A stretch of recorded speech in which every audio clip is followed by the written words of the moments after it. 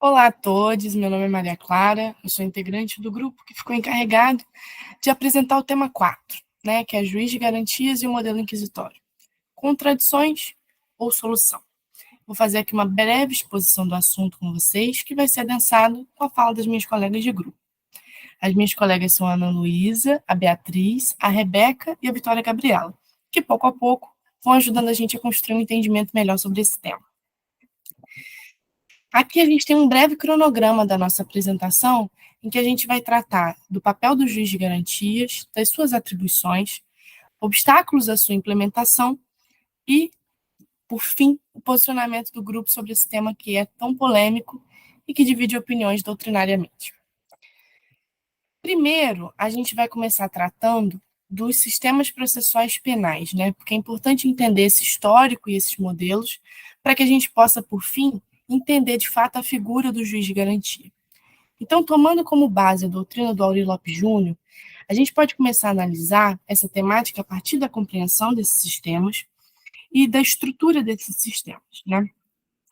A estrutura dos sistemas processuais penais, ela variou de acordo com os séculos e considerando, é claro, sempre a especificidade de cada tempo histórico, né? Que ora era mais libertário, ora mais punitivista, mas sempre havendo a necessidade de se ter um método procedimental que, de certa forma, organizasse a persecução penal ao longo dos anos, né?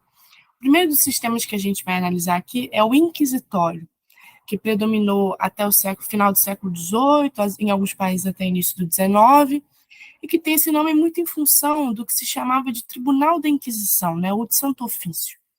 O Tribunal da Inquisição ele foi instaurado pela Igreja Católica para combater e reprimir a heresia.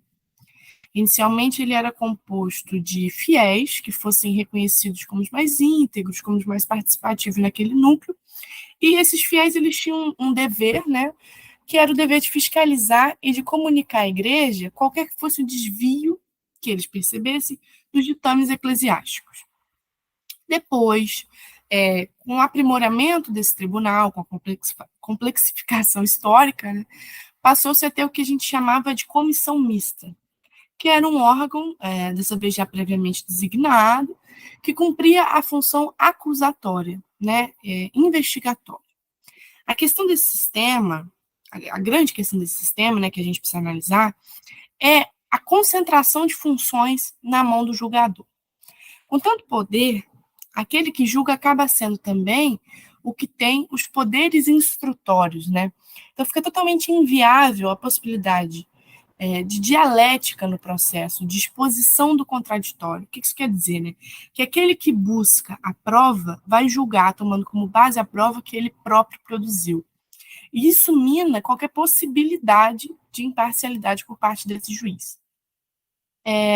O sistema inquisitório ele começa a perder força com as revoluções burguesas, que, de certa forma, começam a concretizar algumas noções de direitos humanos. Então, esse sistema que é totalmente embasado no ativismo judicial, em que o juiz tem total liberdade para agir de ofício, de produzir provas, ele começa a se sujeitar a alterações que encaminhariam para o que hoje a gente conhece como sistema misto.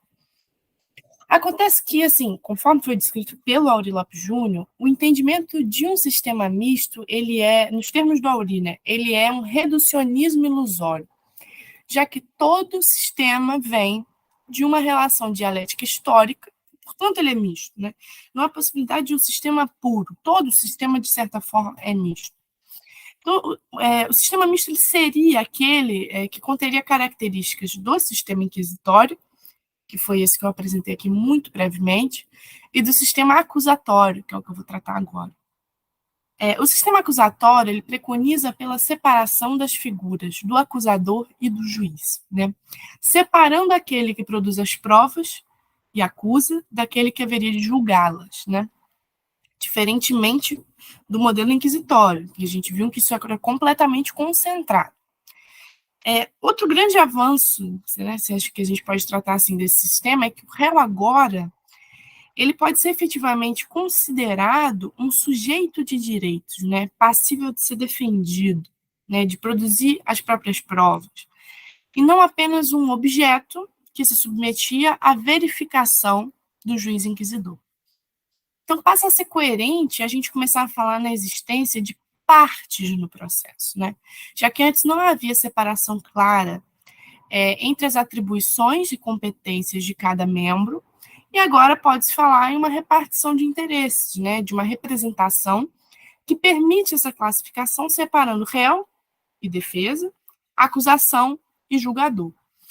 O juiz nesse sistema ele é e deve ser passivo na coleta de prova. Ele deve ser uma figura imparcial, né, que é alheio à atividade investigativa. E o que ele deve fazer? Ele deve garantir que as partes tenham igualdade de oportunidades, né, as mesmas chances de se manifestar no processo. Quando a dinâmica social ela vai se complexificando, o sistema vai apresentando outras mudanças, como a garantia do princípio da publicidade e do duplo grau de jurisdição.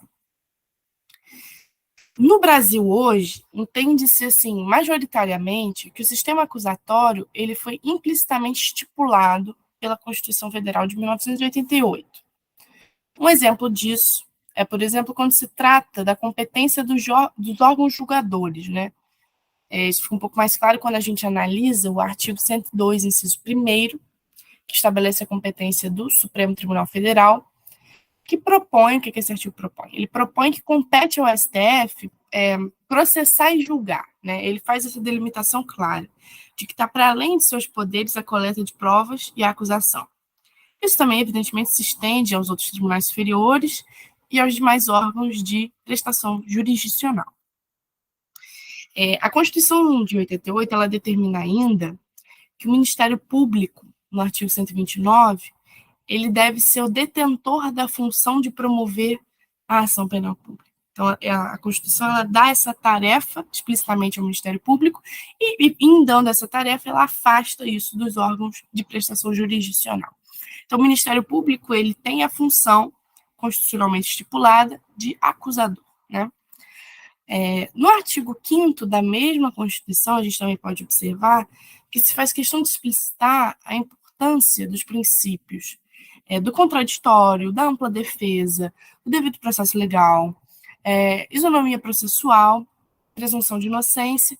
Todos esses princípios, de certa forma, corroboram com o entendimento de que se trata, enfim, de um sistema processual acusatório. Muito embora a Constituição ela tenha dado essa guinada com relação à efetividade do sistema acusatório no Brasil, é preciso sempre que a gente tenha em mente que o Código de Processo Penal vigente é datado de 1941, né? Portanto, ele antecede o processo constituinte que vige. E, é claro, ele apresenta, de certa forma, traços de um modelo ainda inquisidor, né? Exemplo disso é a possibilidade de um juiz decretar prisão preventiva de ofício ou ainda condenar um réu sem sequer houvesse pedido do Ministério Público. Esse cenário, no entanto, ele tem uma mudança significativa, né, a partir da Lei 13.964, de 2019, que ficou conhecida como pacote anticrime, né? O pacote, ele estabelece algumas mudanças na legislação penal e processual penal e houve alterações expressivas referentes à progressão de regime, limite máximo de cumprimento de pena, crimes hediondos, acordo de não persecução penal, audiências de custódia e aquilo que é tema também na nossa apresentação, né, que a gente especialmente trata aqui hoje, que é a figura do juiz de garantias, né? O juiz de garantias, essa figura do juiz de garantias, ela precisa ser tratada com muita atenção e, sobretudo, para que a gente possa analisar a sua atuação, né, que é descrita pelo pacote anticrime. O pacote anticrime ele tem uma preocupação em limitar a atuação do juiz de garantias para que ela ocorra da fase do inquérito policial até o recebimento da denúncia, quando então o segundo juiz passará a assumir o caso até a prolação da sentença. Então a gente tem uma separação na fase do procedimento, né, do inquérito policial com o juiz de garantias e um segundo juiz que assume posteriormente ao oferecimento da denúncia, né, ao recebimento da denúncia até a prolação da sentença. É isso que trata basicamente o artigo 3º-B da mesma lei, né, que vai estabelecer que o juiz de garantias ele é o responsável pelo controle da legalidade da investigação criminal, né, a legalidade da investigação, e pela salvaguarda dos direitos individuais, né? O artigo 3º-A da mesma lei, ele estabelece que o processo penal terá a estrutura acusatória que a gente estava tratando, como isso tem sido encaminhado no Brasil. Esse pacote anticrime, ele estabelece claramente, né, que o processo penal vai ter estrutura acusatória, em que se torna, claro, expressamente vedada a atuação do juiz na fase de investigação e a substituição da atuação probatória do órgão de acusação. Então, o juiz ele não pode fazer esse papel. A lei trata ainda do impedimento do magistrado que, intercedendo, né, cometendo um excesso, pratique na fase de investigação qualquer ato incluído nas competências dos artigos 4º e 5º do mesmo Código. O que esses artigos tratam? Eles tratam da fase do inquérito policial. Então, a lei estabelece muito claramente que o juiz não pode se exceder nessa fase, né? Estabelecendo muito claramente a divisão de funções de acusação e de órgão julgador.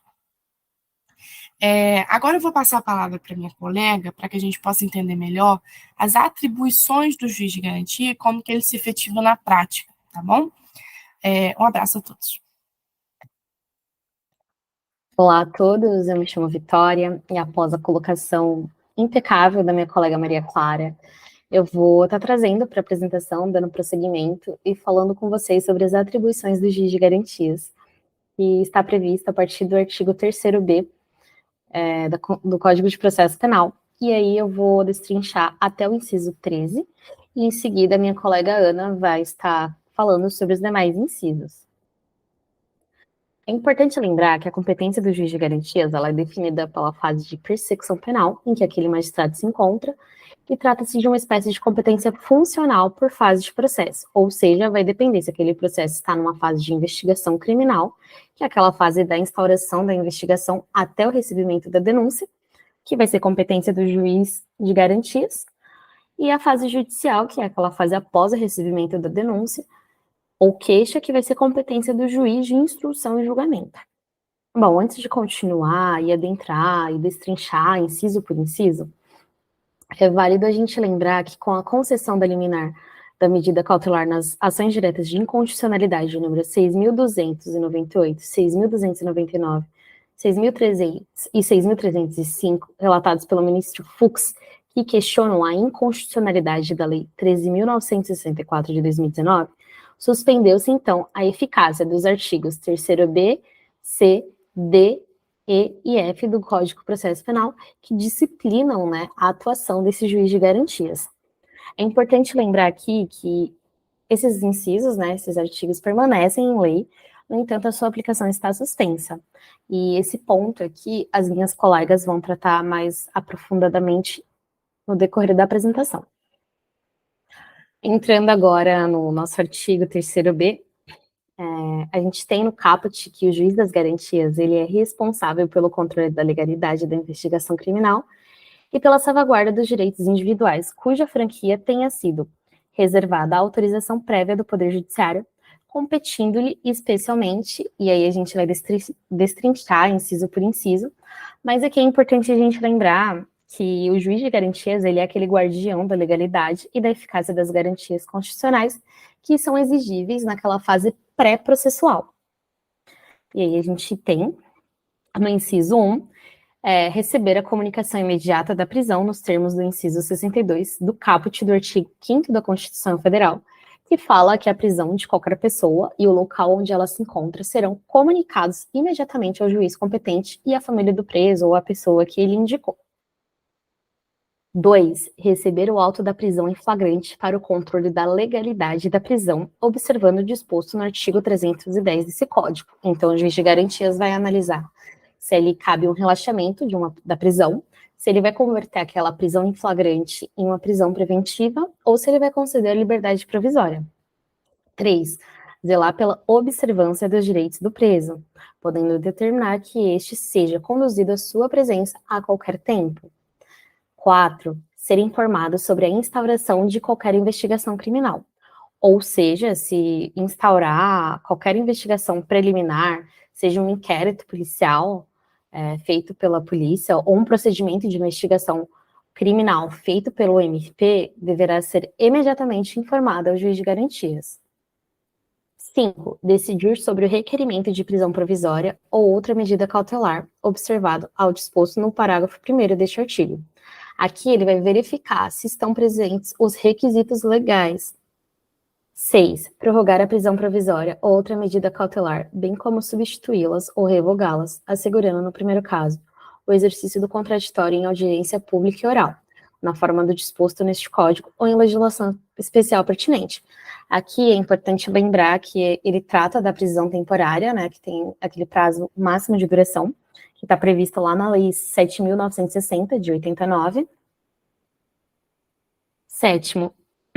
Decidir sobre o requerimento de produção antecipada de provas consideradas urgentes e não repetíveis, assegurando o contraditório e a ampla defesa em audiência pública e oral. Havendo pedido de produção antecipada de provas, deve o juiz de garantias analisar a pertinência daquela postulação. Então, ele vai ver se ali realmente existe a urgência apontada e se é uma prova irrepetível, pois, como a gente sabe, a prova ela deve ser, né, produzida na fase processual, na audiência de instrução e julgamento. 8. Prorrogar o prazo de duração do inquérito, estando o investigado preso, em vista das razões apresentadas pela autoridade policial e observado o disposto no parágrafo 2º deste artigo. Então, o juiz de garantias, ele somente será chamado para decidir sobre o prorrogamento do prazo da duração do inquérito, nos casos em que o investigado estiver preso. Caso ele esteja solto, é competência do MP ou da polícia analisar. 9. Determinar o trancamento do inquérito policial quando não houver fundamento razoável para sua instauração ou prosseguimento. Aqui a gente tem uma situação excepcional, né? Pois a investigação ela serve exatamente para a apuração de um fato aparentemente criminoso. 10. Requisitar documentos, laudos e informações ao delegado de polícia sobre o andamento da investigação. 11. Decidir sobre o requerimento de a interceptação telefônica do fluxo de comunicação em sistema de informática e telemática ou de outras formas de comunicação. B. O afastamento dos sigilos fiscais, bancário, de dados e telefônicos. C. Busca e apreensão domiciliar. D. Acesso a informações sigilosas. E. Outros meios de obtenção da prova que restringem direitos fundamentais do investigado. 12. Julgar o habeas corpus impetrado antes do oferecimento da denúncia. E 13, determinar a instauração de incidente de insanidade mental. Tal medida, ela está prevista no artigo 149 a 154 do CPP. E agora eu passo a palavra para minha colega Ana, que vai dar prosseguimento aos demais incisos com vocês. Obrigada. O meu nome é Ana Luísa, eu vou dar continuidade ao que a outra aluna falou agora, e eu vou falar agora sobre, a partir do inciso 14 do artigo 3b, vou falar também um pouco do artigo 3C e do artigo 3F, todos eles pertencentes ao Código de Processo Penal. Começando pelo inciso 14, que é um inciso pequeno, mas um inciso, eu não diria polêmico, mas houve uma questãozinha. Foi o seguinte, o inciso, ele fala que é competência do juiz das garantias decidir sobre o recebimento da denúncia ou queixa nos termos do artigo 399 deste Código. E isso é a letra da lei pura no Código de Processo Penal. Porém, pesquisando sobre esse trabalho, consultando a doutrina do Aury Lopes Júnior, que foi o doutrinador recomendado pelo professor, a gente descobre uma situação, a gente vê que ele tem um entendimento um pouco diferente. Eu vou passar para o slide seguinte para tentar explicar melhor. O Aury, ele vai explicando essa questão a partir desde o começo do inquérito policial. Então, ele dá aqui o início do inquérito policial, atos de investigação preliminar, até chegar a esse ponto de rejeição ou recebimento da denúncia ou queixa. E aí, se essa denúncia ou queixa for rejeitada, caberá recurso em sítio distrito, de acordo com o artigo 158, parágrafo 1º. Se ela for aceita, o juiz de garantia se terá acusado para oferecer resposta, de acordo com o artigo 396 e 396-A, e após a resposta, os autos voltariam para o juiz das garantias decidir se absolve sumariamente ou não esse acusado. E a questão é que a letra da lei, ela não fala sobre essa absolução sumária.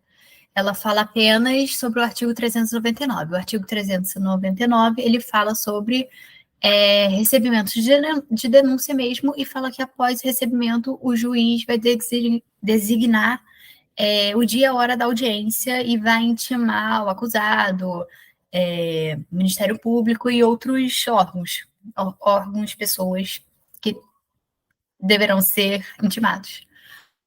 E isso não está escrito na letra da lei. É um entendimento mais extensivo em comparação ao que está no código.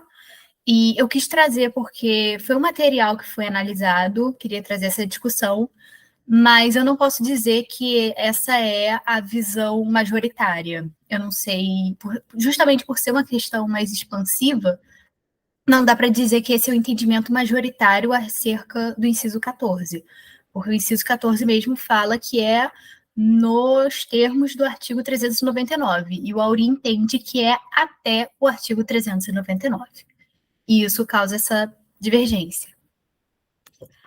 Prosseguindo, nós temos os incisos 15, 16, 17, 18, que eles pontuam algumas outras competências. Se eu não me engano, o 15, ele fala sobre o direito de ter acesso a todos os elementos informativos da investigação criminal, salvo estritamente as diligências em andamento, que não vão poder ser acessadas.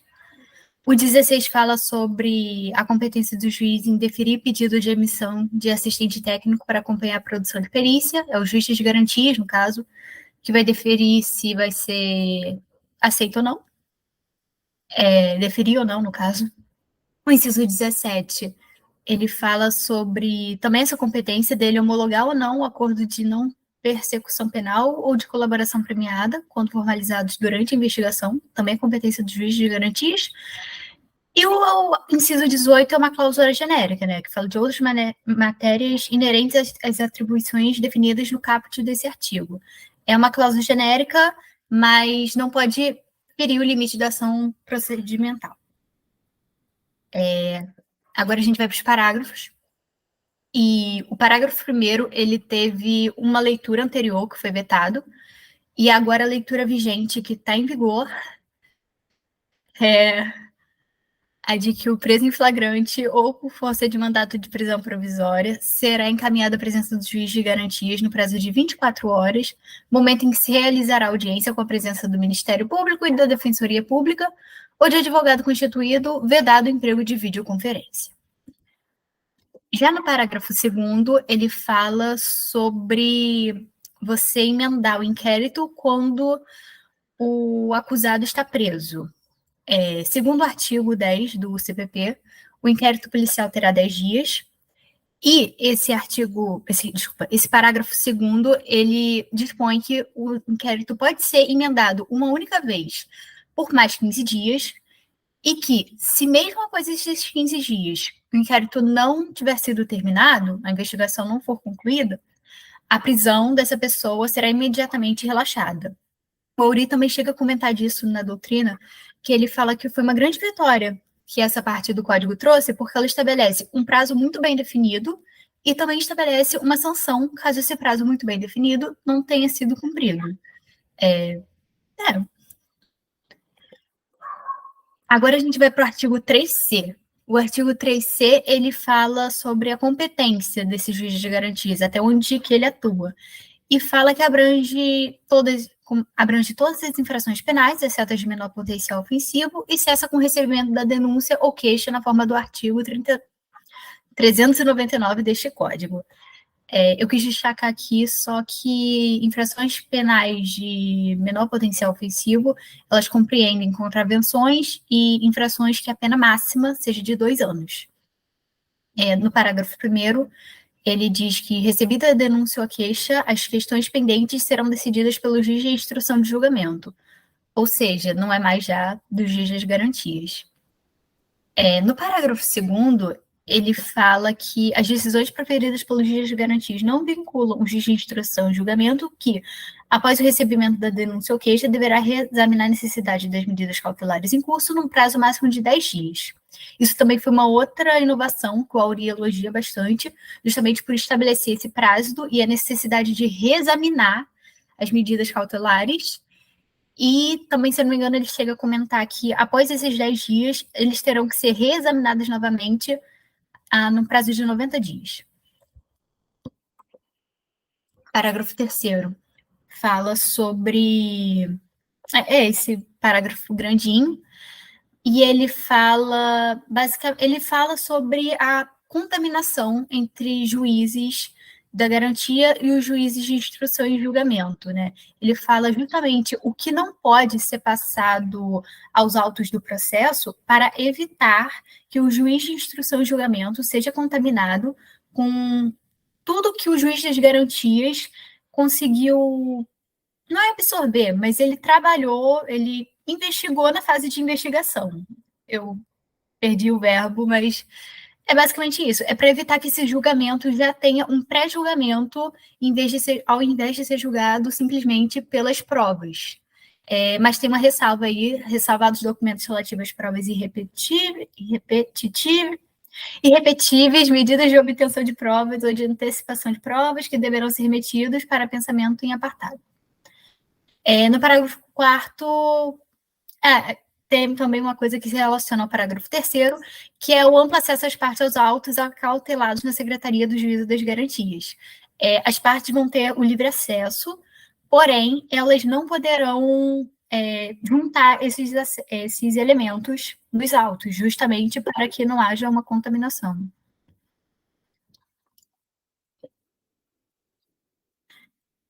Agora, já no artigo 3F, ele fala justamente sobre a questão de estabelecer do juiz das garantias uma competência de conseguir mediar as relações entre o preso e também a mídia, porque quando tem algum caso excepcional, assim, um caso muito famoso, que ganha atenção da imprensa, pode ocorrer sim um sensacionalismo, a gente sabe que às vezes ocorre, na maioria dos casos ocorre.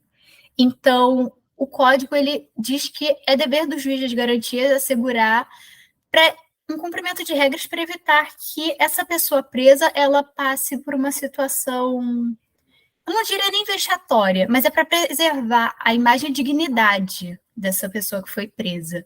Eu não diria vexatória porque eu acho que é um pouco mais grave do que apenas uma vergonha. Eu acho que tem a ver muito com essa coisa da dignidade humana, que é um direito muito pessoal e que a gente não pode se esquecer mesmo numa situação dessas. Assim, ele também fala no artigo 3F, no caput, e o Auri também comenta na doutrina, que se esse juiz das garantias ele não fizer esse papel, ele pode ser sim responsabilizado, se eu não me engano, pelo crime de abuso de autoridade.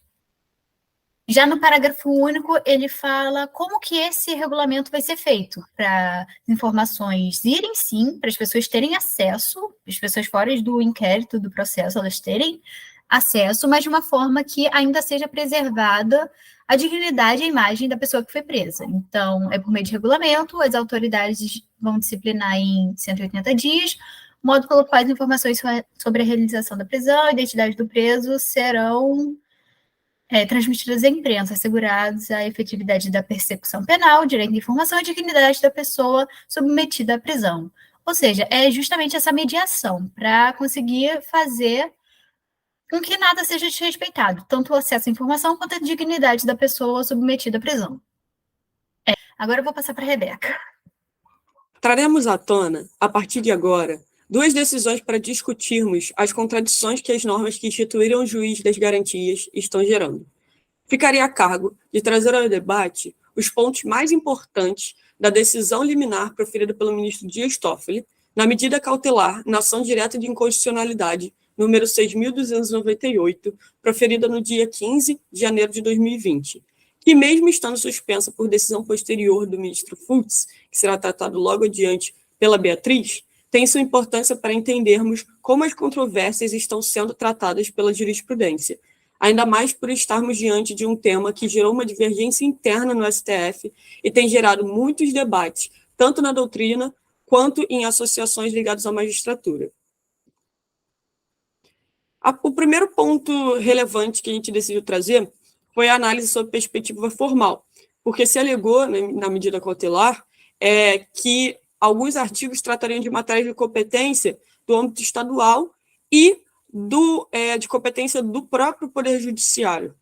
Então, o ministro Dias Toffoli decidiu que o único artigo que não dispõe propriamente sobre o processo penal, então o único artigo que não seria da competência legislativa privativa da União, seria o artigo 3D, parágrafo único, porque ingressava em questões de organização judiciária, a partir do momento que esse parágrafo único falava do sistema de rodízio dos magistrados como mecanismo de efetivação do juiz das garantias. E por isso, por violar o poder de auto-organização do judiciário, que está legitimado no artigo 96 da Constituição, ele negou a eficácia a esse artigo, então ele suspendeu sua eficácia. Segundo ponto é a análise de possíveis violações. A primeira violação que foi suscitada foi a violação ao princípio da razoável duração do processo. Na nossa opinião e na opinião do ministro Toffoli, a implementação do juiz das garantias não implica necessariamente na dilação no tempo da persecução penal, porque não se criou uma nova atividade dentro da estrutura do Poder Judiciário. A supervisão judicial da legalidade dos atos praticados nas investigações criminais e a proteção dos direitos fundamentais dos investigados já eram atuidades de competência do juiz. O que, na verdade, aconteceu com a instituição do juiz das garantias foi simplesmente uma separação. Então, um juiz atuaria durante todo o inquérito até o recebimento da queixa ou da denúncia, e o outro juiz atuaria na ação penal. Então, na verdade, só teve uma separação e não uma inserção de novas atividades. Então, isso não necessariamente influenciaria na dilação da duração do processo, né? E a segunda violação que a gente decidiu trazer foi a violação ao artigo 169, parágrafo 1º da Constituição. Esse artigo trata sobre a previsão orçamentária, né? O aumento que, segundo a alegação, seria necessário um aumento no orçamento do Poder Judiciário para se conseguisse implementar o juiz das garantias. E, na nossa opinião, e também foi a opinião do ministro Toffoli, a instauração do juiz das garantias não se trata de uma questão orçamentária, de aumento do Poder Judiciário, mas sim uma questão que passa mais por gestão judiciária e menos por criação ou provimento de cargos. O terceiro ponto foi a insuficiência da vacatio legis. Esse ponto foi acolhido, essa alegação foi acolhida pelo ministro Toffoli, que suspendeu a eficácia dos artigos inseridos pela Lei 13.964, que é o pacote anticrimes, até a efetiva implementação do juiz das garantias pelos tribunais, o que na verdade, deveria ter ocorrido no prazo máximo de 180 dias. A vacácio original da lei era de 30 dias, e o ministro Toffoli achou insuficiente, na medida que muitas alterações na gestão dos órgãos do judiciário precisariam ser feitas. E o quarto ponto foi a ofensa ao princípio da isonomia. O que se alegava é que não teria instituído o juiz das garantias no âmbito da competência originária dos tribunais, porque teve a ausência da alteração da Lei 8.038, que regula as normas procedimentais dos tribunais. Então, a alegação é que o juiz das garantias seria instituído no âmbito do primeiro grau, mas não seria no âmbito do segundo grau, né, nos tribunais. Então, isso, teoricamente, pela alegação, seria uma violação ao princípio da isonomia. E aí, a alegação do Toffoli, né, a defesa, é que não estaria violando o princípio da isonomia, pois o tratamento assimétrico tem um fundamento claro, que é a colegialidade. Na opinião do Toffoli, a colegialidade já assegura a imparcialidade. E, por isso, mesmo nos processos de competência primária dos tribunais, não seria necessário instituir o juiz das garantias. E é exatamente sobre essas alegações que o ministro afasta a aplicação do juiz das garantias aos processos de competência originária dos tribunais. Na opinião dele, por ser um colegiado, não seria necessário um juiz que atuasse na fase do inquérito e outros 3 juízes que atuassem na fase instrutória de instrução de julgamento. Então, para ele, continuaria funcionando o sistema que é hoje. O relator funcionaria tanto na parte de instrução e julgamento, quanto na parte do inquérito. A gente discorda dessa opinião do ministro Toffoli, dado que, mesmo que a gente tenha colegialidade decidindo a sentença, né, a gente tem que assegurar que os 3 juízes que proferirão a decisão sejam imparciais. Então, o Instituto do Juiz das Garantias também é essencial nos processos de competência ordinária dos tribunais. A segunda situação onde não se aplicaria o juiz das garantias são os processos de competência do tribunal do júri, porque, segundo o ministro, como é o júri que vai decidir, não teria nenhuma necessidade de instaurar o juiz das garantias, que o juiz fosse diferente na fase do inquérito policial e outro juiz na ação penal. Então, para ele, pelo júri da sentença, não seria importante. Mas, na nossa opinião, é muito importante, porque mesmo que o juiz não profira a sentença, ele participa e tem atuações muito importantes na condução da ação penal. Então, seria muito importante garantir que ele não tivesse contato com o inquérito policial. O terceiro caso que não se aplicaria o juiz das garantias seria os casos de violência doméstica e familiar, porque ele acreditou, o ministro, que uma cisão rígida entre as fases de investigação e de instrução e julgamento impediria que o juiz conhecesse toda a dinâmica no contexto de agressão.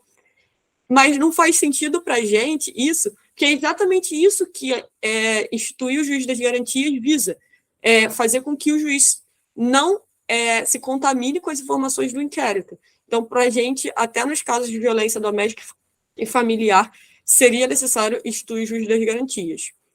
A quarta situação de inaplicabilidade seria os processos criminais de competência de justiça eleitoral. Nesse ponto, ele simplesmente, por ser um juízo liminar, ele acha mais adequado negar eficiência agora nesses processos, a instituição do juiz das garantias nesses processos, porque ele acha que precisa de uma maior reflexão, dada que a estrutura da justiça eleitoral é diferente de todas as outras justiças comuns e especiais do nosso sistema judiciário. O último ponto é em relação à aplicação no tempo das regras do juiz das garantias.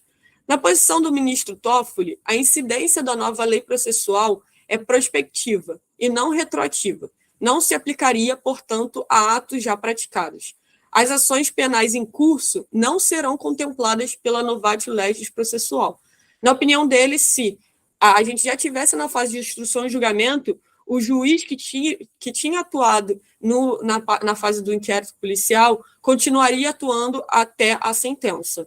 E por isso ele fixa 2 regras de transição.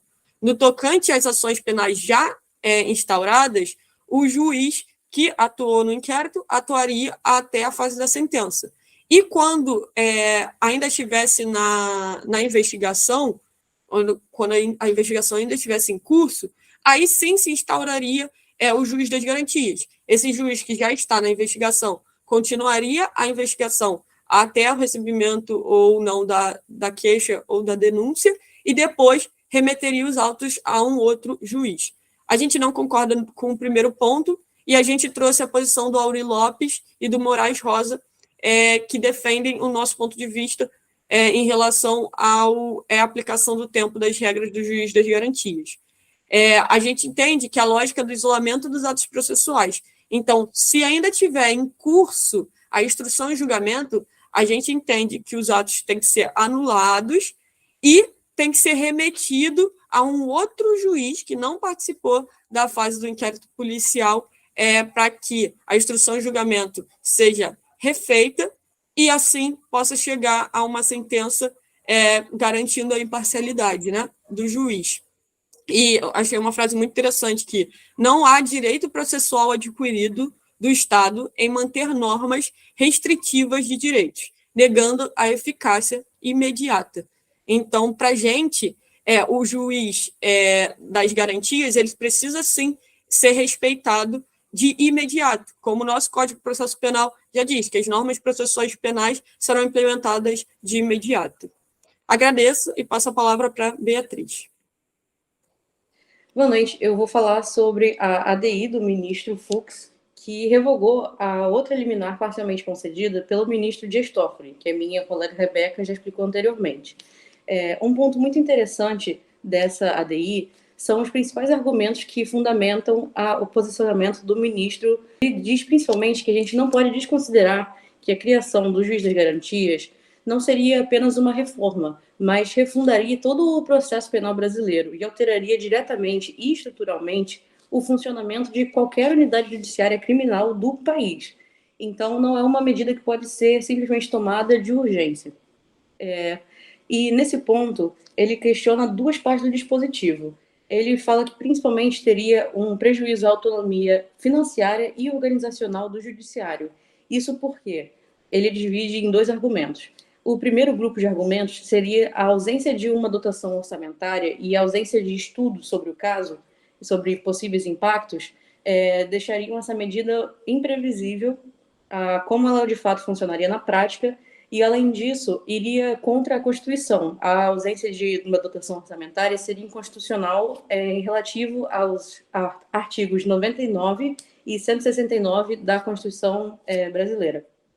E o outro grupo de argumento, ele ressalta principalmente o impacto que essa medida teria na eficiência, de fato, do sistema anticriminal brasileiro, ou seja, do próprio processo legal.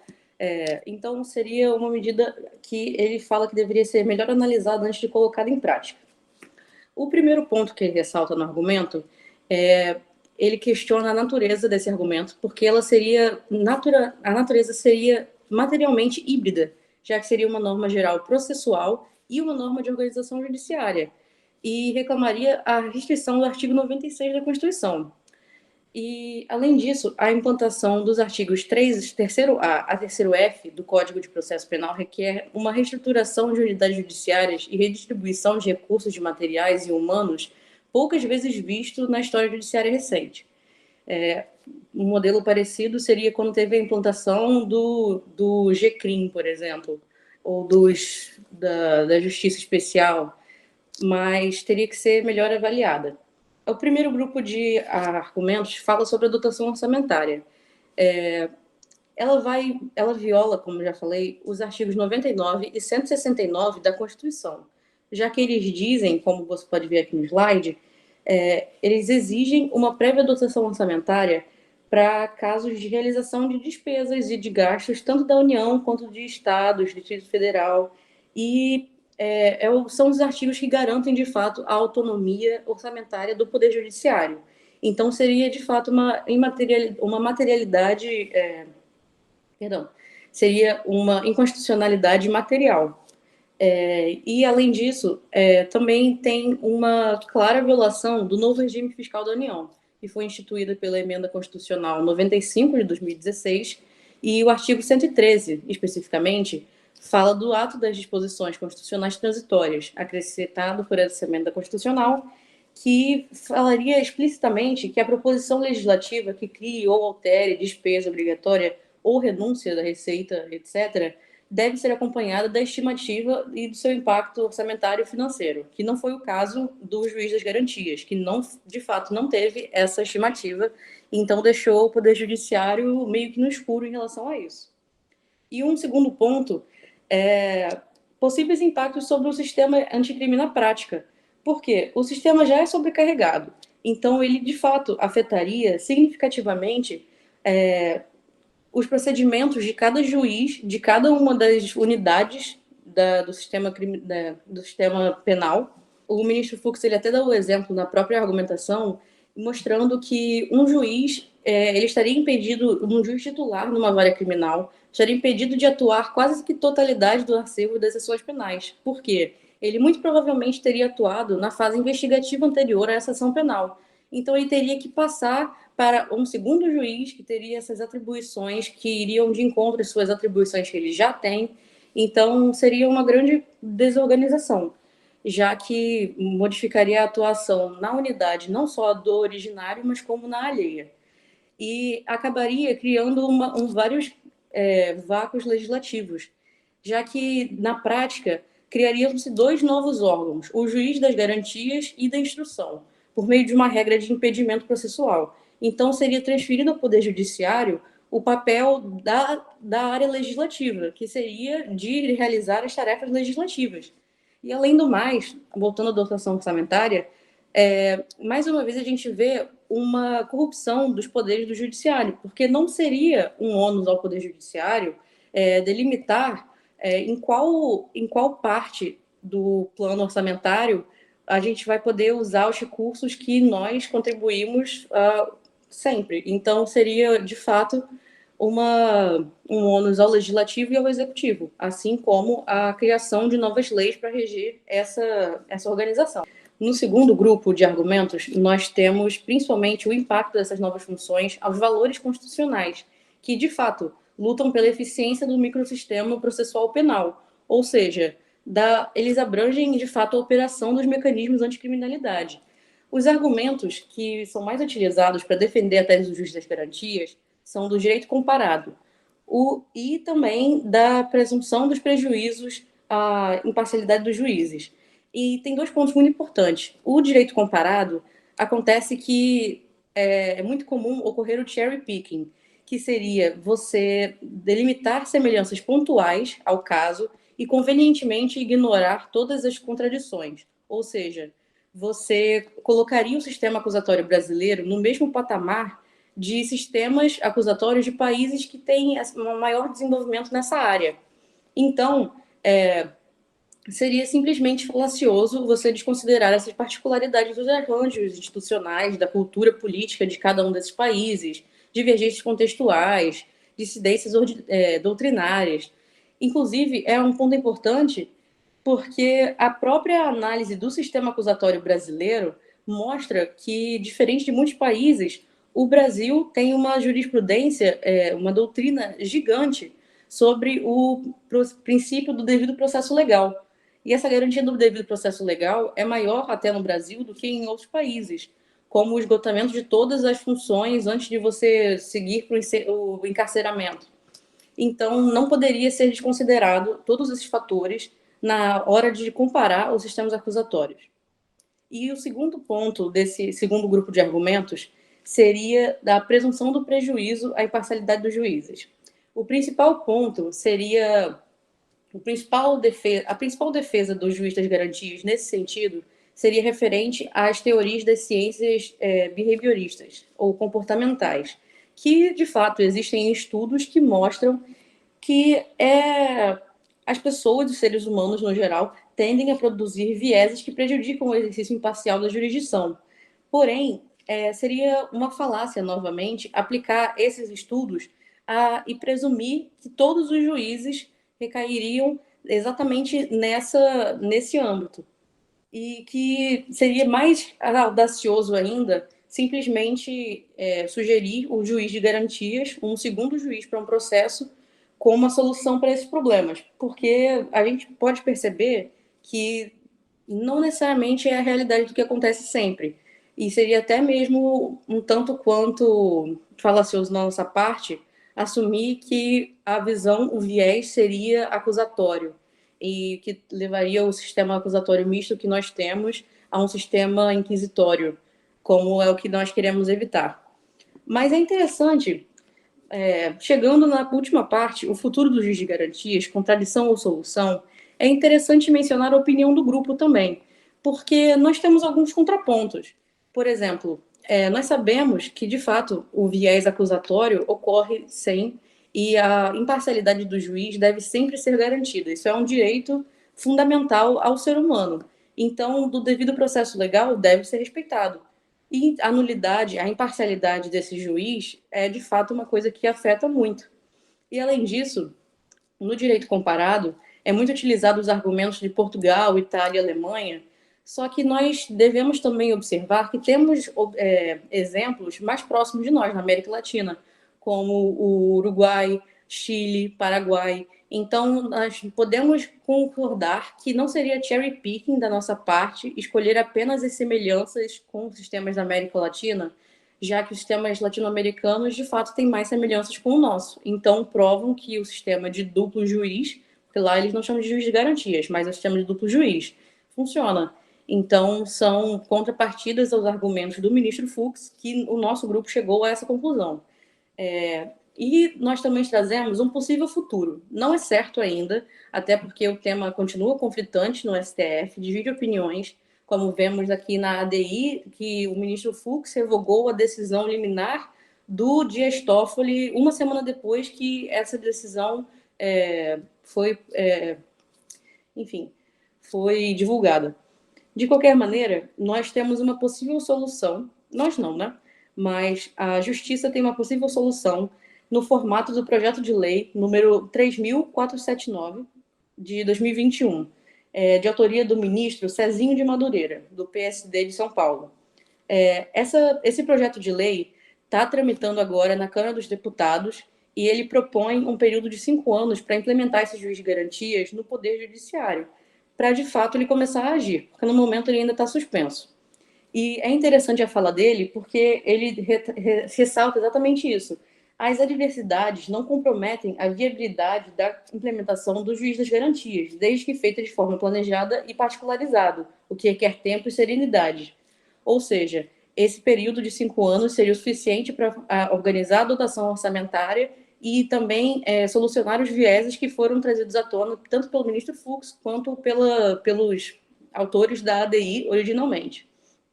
E foi isso, espero que vocês tenham gostado da apresentação e obrigado pela atenção.